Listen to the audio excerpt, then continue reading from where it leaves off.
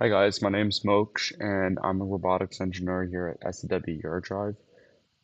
One of the projects I'm working on is an automated forklift, and one of the prerequisites for it is to create safety zones um, for one of our sensors. I made an internal software that assists us in making these safety zones, and I later realized it kind of is a rudimentary version of CAD, and I wanted to demo it. Also, as a disclaimer, all the numbers that you're seeing have been modified to protect the exact dimensions of our hardware. And so if it looks off, that's probably why. So we've got four main sections. We've got the live controls and body adjustments right here. We've got the display section. We've got the safety zones.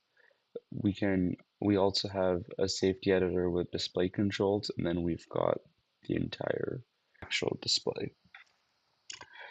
So in terms of um, the AutoCAD part, it's number three, this specific section, but we'll come back to it, though that's definitely like the coolest one of them all. So live controls are um, effectively what they sound like. They can control these palettes live. And it's not just palettes, it's just different parts of the software. So you can zoom in, zoom out, you can show the max, etc., etc. So let's just reset this. You can also change these numbers and it would reflect live in the different views. So we can change length and width, and we will see that maybe this is a more ridiculous number to visualize it.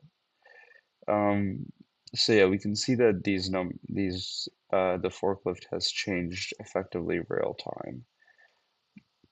We can also lock all the dimensions. There's also a lock for the safety zone, and that's to prevent editing it accidentally as you're going through and editing other things. Um, when you change any value, it shows up in the edit history, and it also reflects it in all dimensions overview. You can either go ahead and restore this number, or if you feel like it, you can also export and import the JSON file for this. Um, and that's useful if you feel like this is a more accurate representation of the product, and at any given point you want to the product has been modified. Um, yeah, then it's useful. Another thing to mention is that this is to scale. Obviously, this is not to scale of the real forklift, but this would actually represent 1 meter. So this represents 1 meter. Um, kind of like so, I suppose. I have three two-dimensional views. It's top, front, side, and 3D. Um, these views are quite important because if you're modifying the individual parts of the forklift, let's say this is actually a few millimeters this way, then you might not be able to accurately judge it unless you have like a more accurate view. Like you can normally really judge these things on a 2D view, and it's kind of hard to assess it on 3D just because of how depth perception and uh, or a lack thereof good depth perception will kind of distort how it looks. Um, okay, so let's go to the 3D view. And inside the 3D view, we have three modes. We've got edit, we've got delete, and we've got look.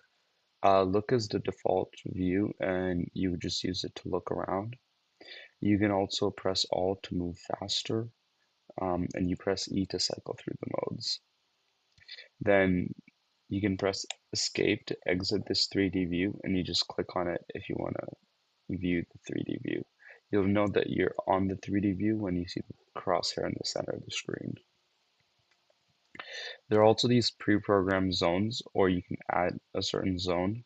So if you add a zone and you want to add blocks to it, you first have to click on the Edit Zone button, and then you need to go into Edit Mode. And that's because you can be editing a zone, but you might want to delete a block. So um, kind of convoluted, and I could have definitely done it better, but it was the easiest thing I could think of at the time. Um, we also have an option to edit the opacity, and this is useful when you're creating multiple layers and you want to see through some of the layers and figure out how to best adjust things. Um, and yeah, other than that, um, another cool thing is you can edit the grid size to be however large or however small that you'd like. So here I've kept it to 10 millimeters, which effectively means that I can make blocks that are extremely tiny. You can see like this is lot. There's a lot more ability to edit small sections. Not that you would ever have to edit something as small as 10 millimeters, but just it's good to have that around. Um, what else?